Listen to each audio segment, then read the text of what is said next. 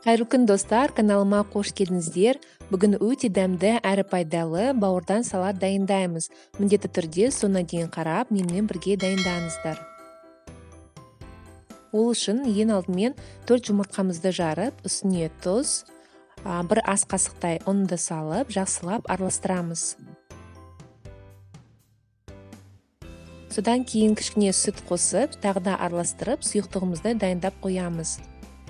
Табамызды қыздырып, май құйып, осы жұмыртқалы блинчиктарымызды екі жағынан қуырып аламыз.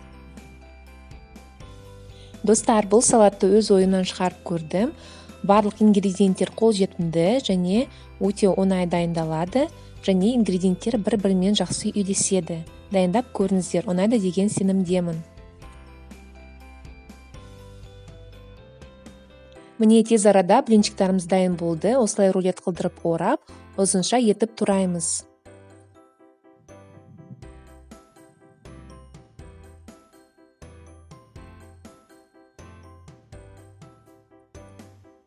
Оның үстіне сәбізімізді үкіштен өткізіп, бауырымызды кесе бастаймыз. Бауырымыз піскен.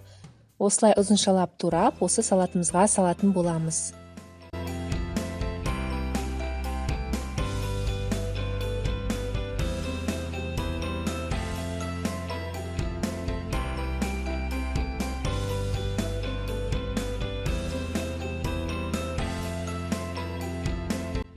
Енді ең соңында консервіленген жүгерімізді салып, салатымызды тұздап, қара бұрыш салып, майымызды құйып, жақсылап араластырамыз. Бұл салатқа негізі майонез қоса да жарасады, бірақ мен сұйық майды құйғанды жөн көрдім.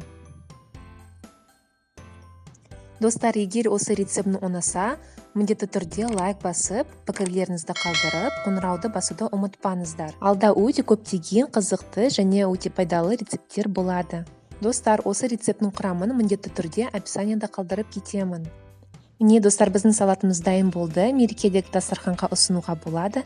Қазақша контенттің дамуына өз үлестеріңізді қосып, сұрақтарыңыз болса, пікірлеріңізді қалдырып кетуіңізді сұраймын. Сіздермен болған айым, қош сау болыңыздар, ас болсын.